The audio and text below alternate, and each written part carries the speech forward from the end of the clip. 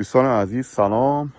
امیدوار هستم هر جا که هستین خوب و خوش و سلامت باشین. خوش آمدیم به یکی از برنامه‌های سجاد هومز. خب دوستان عزیز، امروز آمدیم یک خونه دیگه که رو عظیمه دارم کار میکنم و به تازگی برای پسر عمه خو خریدم. شروع کردیم داخل از این به بازسازی. بریم ببینیم که چی اتفاقای افتاده داخل از این خونه. خب دوستان، داخل خونه آمدیم ببینیم که چه کارهای اینجا انجام شده. البته خونه به مدت یکی دو ماه که کاری انجام ندادیم، به خاطری که چون بعض چیزا رو اینجا سفارشی دارم درست میکنم. اولین از این پله هست که پله جدیدی فلوتینگ استیرز میگم، زیرای این قسمت های همه خیلی میشه که شما میتونین از این زاویه کسی که بالا میره میتونین ببینیم. و همچنین پله های طبقه به پایین که طرف پایین میاییم. این پله به مدت 2 ماه زمان میبره چون کاستوم از سفارشی است و درست میشه. فعلا ما اینجا چوبی تمپرری گذاشتیم که نشست نکنه. قسمت هم که میبینیم LED لایت خورده و خیلی یک دیزاین قشنگ شده و همچنین بلنگوهایی که میبینی، سپیکرهایی که نصب شده، پات لایت های خیلی قشنگی. اینجا قبلا صاف بود، پاپکورن دیش از این گچای ریزی که روی سقف هست که تونستیم بتراشیم و سقف اسموت کنیم یا بسیار صاف بشه. خب این قسمت نشیمنی از در که وارد میشیم و 3 متر ارتفاع از سیلینگ تا کف هست، تقریبا 9 فیت میشه مثل کانادا. بریم ببینیم آشپزخونه. خب ما قبلا آشپزخونه این قسمت بود و دیواری که میبینیم ما اینجا یک دیواری بود، دیوار ورداشتیم. این قسمت هم یک دیواری بود، تونستیم ورداریم و از سقف یک بیم بندازیم که نگه داره سنگینی خونه و موفق شدیم که به راحتی تا دیوار در بیاریم. سقفا رنگ شده همه ولی دیوالا هنوز آماده نیه برای رنگ. قسمت قراره که ما یک فایرپلیس یا هم شومینه درست کنیم. شومینه قبلی از اینجی بود که گازی بود و این از اینجی برداشتیم و بسته میشه.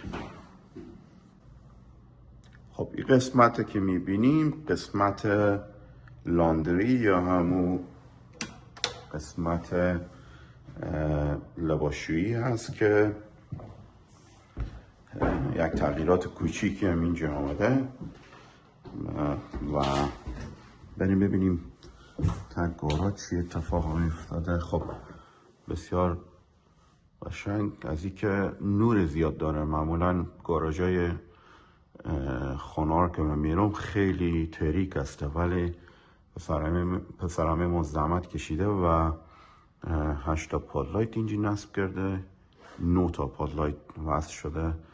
در ضمن خود لایسنس برق داره به مدت 10-11 ساله و همطور که میبینیم خود اینجا درست کرده و کار برق خود پسرمه ما زحمت کشیده. همطور که میبینیم و اندازه کافی پادلایت زده، خونه چراغون کرده. خب قسمت سرویس بهداشتی از این یکی از دلایل دیگه ای که این کار استاپ شده دوستان، از این که ما دستشویی زمینی تبدیل کردیم به دیوار، از دیوار نصب میشه، به مدل یوروپیان توالت هست و همچنین ونتی، فلوتینگ ونتی نصب میشه اینجی و یک سیستمی هست که خیلی کم شما داخل خونه های کانادا میبینید و برای همون ما منتظر هستیم که این چیزا وصل باشه و ما بیایم کارهای دیگه خور انجام بدیم. خب بریم طبقه بالا ببینیم چه کارهای اونجا انجام دادیم ما. خب طبقه دوم سقفا هم رنگ شده، بلنگو یا همون سپیکر، دیورا پرایم شده و این قسمتی که میبینیم کلازت هزیه هست که خیلی بزرگه و قبلا یک گوشه یک کلازت کوچیکی بود که من ایر حذف کردم، یعنی بیرون از داخل هالوی بود. لینین کلازت میگن که حوله و دستمال و چیزا میذاریم. این گوشه میر بستم و اضافه کردیم به این کلازت و قشنگ چارگوش در آمد و بزرگ. خب این مستری هست، خیلی بزرگه، تقریبا 4 متر در 7 متره. همطوری که میبینید از اتاق خواب یک منظره زیبای دیگه هم داریم که پاند از این قسمت و یک لذت دیگه داره صبح که از خواب آدم بیدار میشه. خب رسیدیم به قسمت مستر باتروم که همطوری که میبینیم توالت میخوره. این قسمت استندالون باتاپ میخوره و یک فلوتینگ وانیتی خیلی بلنده که تقریبا 2 متر فکر میکنم میشه سفارش دادیم و همچنین از استنشاور بگم یک استنشاور زیبایی میشه چون استیمر هم داره. قسمتی که میبینیم خیلی مجهز و همچنین شامپو باکس و این قسمت هم قراره که یک صندلی بخوره، طرف میتونه راحت بشینه. خب این است اتاق مستر. بریم اتاقهای دیگر هم ببینیم. در ضمن دوستان اتاقای خیلی بزرگه. این اتاق راحت میشه گفت 4 متر در 5 متر هست و هر اتاق از خود یک دستشویی حمام داره. همطوری که میبینیم توالت به دیوار وصل میشه و فلوتینگ وانیتی و استنشاور که رین شاور است، از بالا شاور آب میریزه و همچنین نیش باکس اینجی درست کردیم که شامپو رو بتونیم بزنیم، چون معمولا اگه دیدیم میذارم روی زمین یا بی گوشه ها وصل میکنن، همیشه باکتریا و جرم و سیاه میشه. برای همون بهترین کاری هست که آدم همیشه وقتی بازسازی میکنه همون دستشویی رو بتونه از این نیش درست کنه راحت و هم داخل دیوار هست و همی که شما دیگه روی زمین چیزی نداریم. خب این قسمت همطوری که میبینیم خطا را اگه ببینیم 2 تا کلازت بود، یک کلازت داخل ای اتاق خواب بود و یک کلازت داخل حمام داخل سالون بود که من دیوار یکی کردم و تونستیم یک کلازت بسیار بزرگی از این درست کنیم. خب رسیدیم به حمام کامن واشروم که هر دو اتاق از این میتونن استفاده کنن، هم این اتاق خواب و هم اون اتاق خواب میشه که استفاده کنن. همطوری که میبینیم قبلا اینجی باتاپ بود و یک استنشاور این قسمت بود. ما تونستیم دیوار یک ذره جلو بیاریم و دستشویی اینجی نصب بشه و همچنین استنشاور و فلوتینگ وانیتی و همچنین پنجره به بیرون داریم که پنجره هم باید عوض بشه. همطوری که میبینیم یکم خراب شده و به زودی هم باید عوض کنیم. خب بریم داخل اتاق خواب سوم.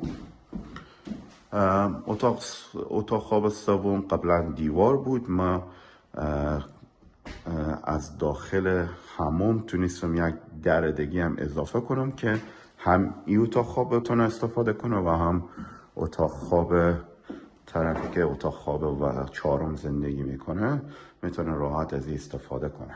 خب همطوری که میبینیم یک پنجره خیلی بزرگ زیبایی هم در این قسمت است که رو به خیابان هست، ولی از این طرف شما پنجره به داخل قسمت بیرون و پشت خونه داریم که یک منظره زیبایی است. خب بریم طرف اتاق خواب چهارم. اتاق خواب تقریبا 2.5 متر در 3 متر هست و این هم دوباره نمایی به بیرون است، به پانده که یخ زده فعلا نصفه. خب دوستان بریم ببینیم زیر زمین چه اتفاقایی افتاده، چه کارایی کردیم و چه کارایی خواهیم کرد. نور اینجی نداریم چون هنوز سیما وصل نشده. خب همطور که میبینیم دیوارا ما درایوالای کندیم. یک تغییرات کوچیکی این قسمت آمده. روزی که ما خونه خریدیم کلن زیر زمین اتاق بود و ما تونستیم با سلیقه خود یک دیزاین اینجی بدیم و شروع کنیم که اوپن بشه یک ذره، چون هر جایی که میدیدیم یک دیوار و یک اتاق بود. و همچنین ما خواستیم چون متریال هایی که استفاده شده بود متریال های جالب نبود، همطور که میبینیم طرف آمده اینجی رنگ آبی استفاده کرده و کلا این قسمت درایوال های در میایه و مثل سقف و دیوارا تمیز میشه و ما میتونیم از متریال بهتر استفاده کنیم. خب چند تا تغییرات اینجا آمده. همطور که گفتم پلا هم عوض میشه. فعلا تمپرری یا موقتی ما این گذاشتیم که فشار روی طبقه دوم وسط نیایه. تغییراتی که ما اینجا آوردیم یکی که این قسمت چون پایپ سیاه بود، این لوله سیاه قسمت وسط قرار گرفته بود، ما چون میخواستیم دیوار صاف بشه و از این جیر برداشتیم و بردیم به این قسمت و همطور که میبینیم زمین کنده شده و باید سیمان بریزیم. خب این قسمت هم که میبینیم خیلی قسمت بود، اتاقای کوچیک صاحب خونه قبلی درست کرده بود و ما کل کندیم.